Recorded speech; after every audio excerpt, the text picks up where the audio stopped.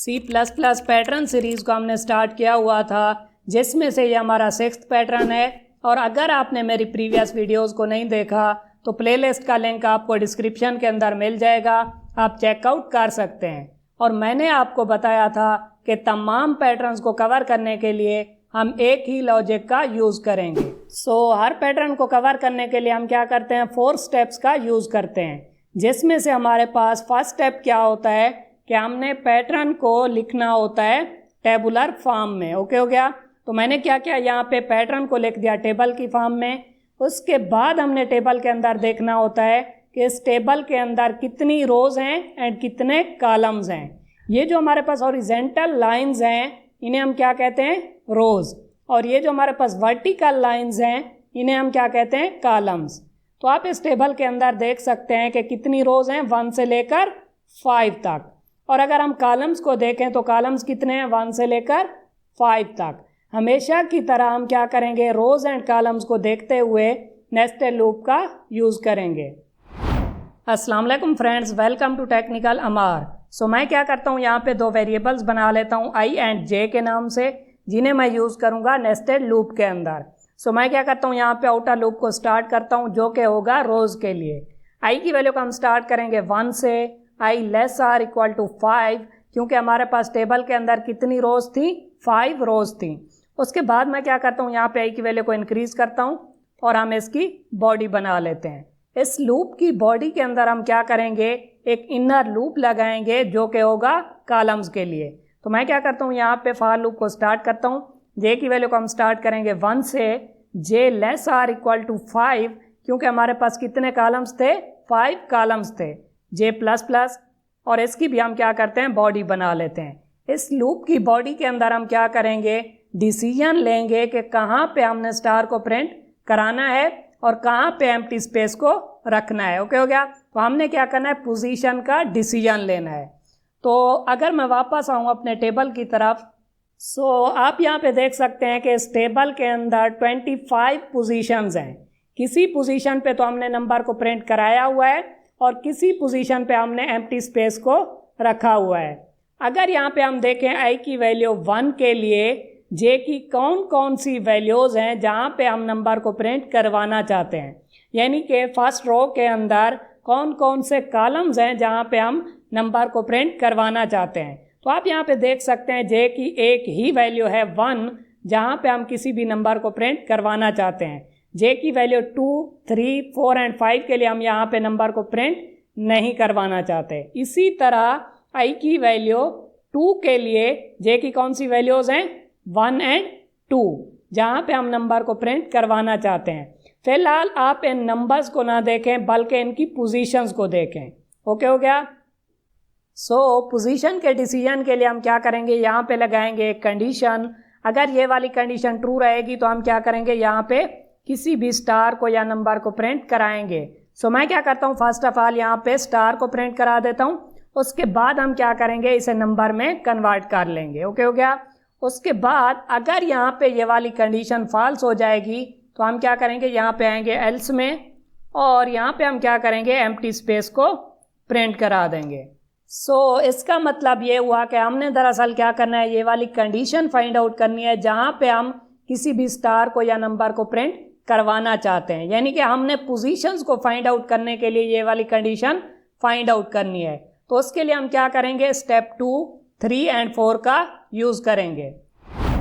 Step 2 इंतहाई simple है, जिसके अंदर हमने क्या करना है, ये देखना है कि आई की एक वैल्यू के लिए जे की कौन कौन सी वैल्यूज़ हैं जहाँ पे हम किसी भी स्टार को या नंबर को प्रिंट करवाना चाहते हैं।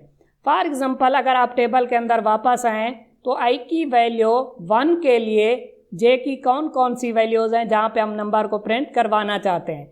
जे की एक ही वैल्यू है 1, जहाँ पे हम नंबर को प्रिंट करवाना चाहते हैं। 2, 3, 4 एंड 5 के लिए हम यहाँ पे किसी भी नंबर को प्रिंट नहीं करवाना चाहते। तो स्टेप 2 के अंदर हम लिखेंगे कि अगर आई की वैल्यू 1 है तो जे की एक ही वैल्यू है 1, जहाँ पे हम किसी भी नंबर को प्रिंट करवाना चाहते हैं। इसी तरह अगर आई की वैल्यू 2 है, आई की वैल्यू 2 के लिए हमारे पास जे की कौन कौन सी वैल्यूज़ हैं, 1 भी है एंड 2 भी है। ओके हो गया। तो यहाँ पे हम लिखेंगे कि अगर आई की वैल्यू 2 है तो जे की कौन सी वैल्यूज़ हैं 1 एंड 2। इसी तरह आई की वैल्यू 3 के लिए आप टेबल के अंदर देख सकते हैं कि अगर आई की वैल्यू 3 है तो जे की कौन कौन सी वैल्यूज़ हैं 1, 2 एंड 3। ओके हो गया। उसके बाद 4 एंड 5 नहीं है, तो हम क्या करेंगे यहाँ पे लिखेंगे आई की वैल्यू 3 के लिए जे की कौन कौन सी वैल्यूज़ हैं 1, 2 एंड 3। इसी तरह आई की वैल्यू 4 के लिए जे की कौन कौन सी वैल्यूज़ हैं 1, 2, 3 एंड 4। और आई की वैल्यू 5 के लिए जे की वैल्यूज़ हैं 1, 2, 3, 4 एंड 5।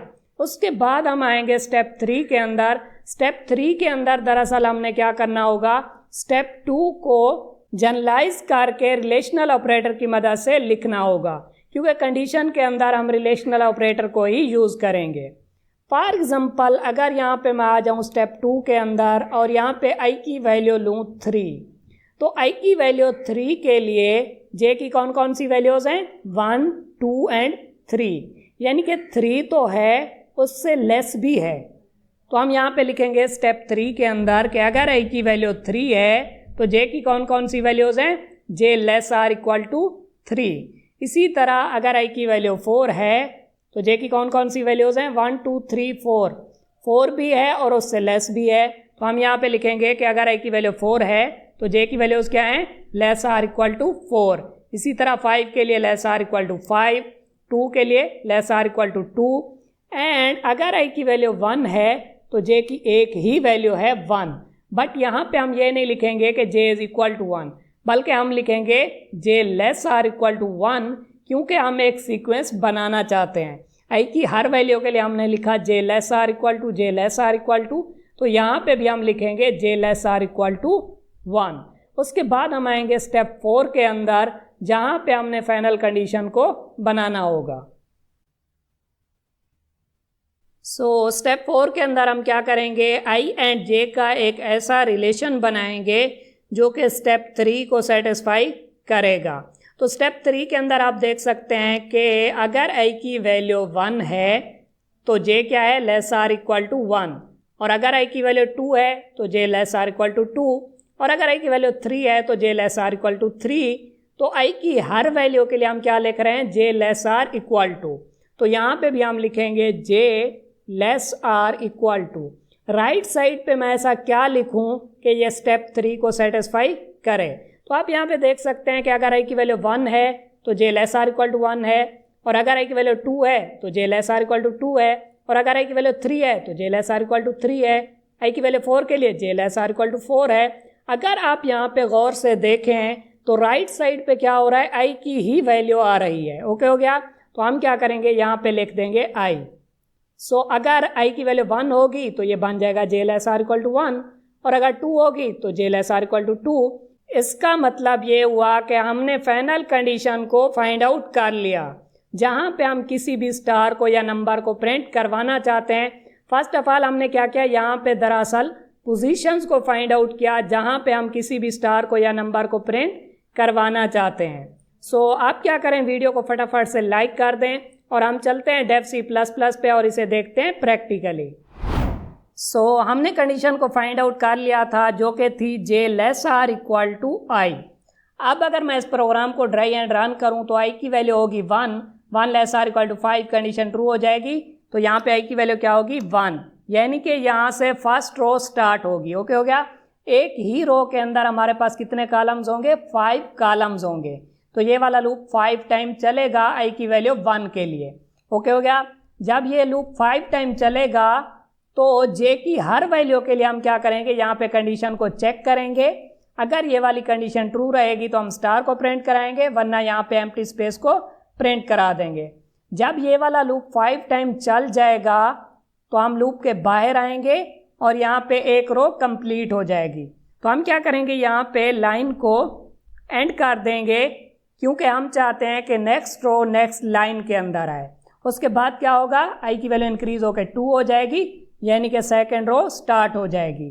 सेकेंड रो के लिए भी हम क्या करेंगे, इसी प्रोसेस को रिपीट करेंगे। अब अगर मैं इसे कंपाइल एंड रन करूं, आप यहाँ पे देख सकते हैं कि सेम उसी तरह का पैटर्न हमें देखने को मिल रहा है, बट यहाँ पे हमने स्टार्स को यूज़ किया हुआ है और हमने क्या करना था, यहाँ पे नंबर्स को प्रिंट करवाना था। बट एक चीज़ आप यहाँ पे गौर से देखें कि पोजीशंस वही हैं जहाँ पे हमने नंबर्स को प्रिंट करवाना था। ओके हो गया। तो अब हमने पोजीशंस को नहीं देखना, जस्ट ये देखना है कि हमने नंबर्स को किस तरह से लेके आना है। हमने दरअसल क्या करना था, ये वाला पैटर्न बनाना था। तो आप यहाँ पे देख सकते हैं कि वही पोजीशंस हैं जिन्हें हमने फाइंड आउट कर लिया था। अब हमने क्या करना है, यहाँ पे फर्स्ट रो के अंदर 1 प्रिंट कराना है, सेकंड रो के अंदर 2 and 2, थर्ड रो के अंदर 3 3 3, फोर्थ रो के अंदर 4 4 4 एंड फिफ्थ रो के अंदर 5 5 5। ओके हो गया। तो अगर आप यहाँ पे गौर से देखें तो हर रो के अंदर नंबर रिपीट हो रहा है। सेकंड रो के अंदर 2 रिपीट हो रहा है, थर्ड रो के अंदर 3, फोर्थ रो के अंदर 4 एंड फिफ्थ रो के अंदर 5। अगर आप यहाँ पे देखें इस टेबल के अंदर तो फर्स्ट टाइम क्या होगा, हमारे पास आई की वैल्यू होगी 1, यानी कि फर्स्ट रो। तो एक रो के अंदर आई की वैल्यू तो सेम रहेगी 1। ओके हो गया। बट जे की वैल्यू चेंज होती रहेगी 1 2 3 4 एंड 5। इसी तरह सेकंड रो के अंदर आई की वैल्यू होगी 2 और ये सेम रहेगी पूरी रो के लिए, बट जे की वैल्यू चेंज होगी यहाँ पे 1 2 3 4 एंड 5। इसका मतलब ये हुआ कि एक ही रो के अंदर हमारा जो आई होगा वो सेम होगा। अगर मैं यहाँ पे स्टार की बजाय आई की वैल्यू को प्रिंट करा दूँ तो क्या होगा, फर्स्ट रो के अंदर 1 प्रिंट होगा, सेकंड रो के अंदर 2 2 2 प्रिंट होगा, थर्ड रो के अंदर आई की वैल्यू क्या होगी 3 होगी तो 3 प्रिंट होगा हर बार, और फोर्थ रो के अंदर आई की वैल्यू 4 होगी तो 4 प्रिंट होगा, एंड फिफ्थ रो के अंदर आई की वैल्यू 5 होगी तो 5 प्रिंट होगा। हम देखते हैं इसे प्रैक्टिकली। अगर यहाँ पे स्टार की बजाय मैं आई की वैल्यू को प्रिंट करा दूंगा तो क्या होगा, फर्स्ट टाइम आई की वैल्यू क्या होगी 1। ठीक है, एक ही रो के अंदर 5 कॉलम्स होंगे और हर बार ये कंडीशन चेक होगी। अगर ये वाली कंडीशन ट्रू हो जाएगी तो यहाँ पे आई की वैल्यू प्रिंट होगी जो कि थी 1। ओके हो गया। और उसके बाद क्या होगा कि जब यहाँ पे आई की वैल्यू 2 हो जाएगी, यानी कि सेकंड रो के लिए ये वाला लूप 5 टाइम चलेगा, हर बार ये वाली कंडीशन चेक होगी, और अगर कंडीशन ट्रू होगी तो हम आई की वैल्यू को प्रिंट कराएंगे जो कि होगी 2। इसी तरह क्या होगा, ये लूप दोबारा चलेगा, दोबारा कंडीशन चेक होगी, अगर यहाँ पे कंडीशन ट्रू हो जाएगी तो हम दोबारा आई की वैल्यू प्रिंट करा देंगे जो कि होगी 2। तो इस तरह हम क्या कर सकते हैं कि एक ही रो के अंदर एक ही नंबर को प्रिंट करवा सकते हैं रिपीट करा के आई की मदद से, यानी कि रो की मदद से, क्योंकि एक ही रो के अंदर रो नंबर तो क्या होगा, सेम ही होगा। अब अगर मैं इसे कंपाइल एंड रन करूं अब आप यहाँ पे देख सकते हैं कि सेम उसी तरह का नंबर पैटर्न हमें देखने को मिल रहा है जो कि हम बनाना चाहते थे। C++ पैटर्न सीरीज़ में और भी बहुत से पैटर्न्स आने वाले हैं। आप क्या करें, यहाँ से मेरी C++ पैटर्न्स वाली प्लेलिस्ट को एक्सेस करें, और अगर आप किसी भी टॉपिक से रिलेटेड एग्जाम्पल प्रोग्राम्स को देखना चाहते हैं तो आप मेरी C++ एग्जाम्पल प्रोग्राम वाली प्लेलिस्ट को भी यहाँ से एक्सेस कर सकते हैं।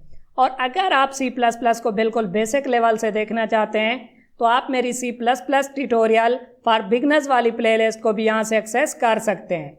इन तीनों प्लेलिस्ट के लिंक मैं आपको डिस्क्रिप्शन के अंदर भी दे दूंगा और आई बटन के अंदर भी दे दूंगा। वीडियो अच्छी लगी हो तो वीडियो को लाइक करें और चैनल को सब्सक्राइब करें। Thank you.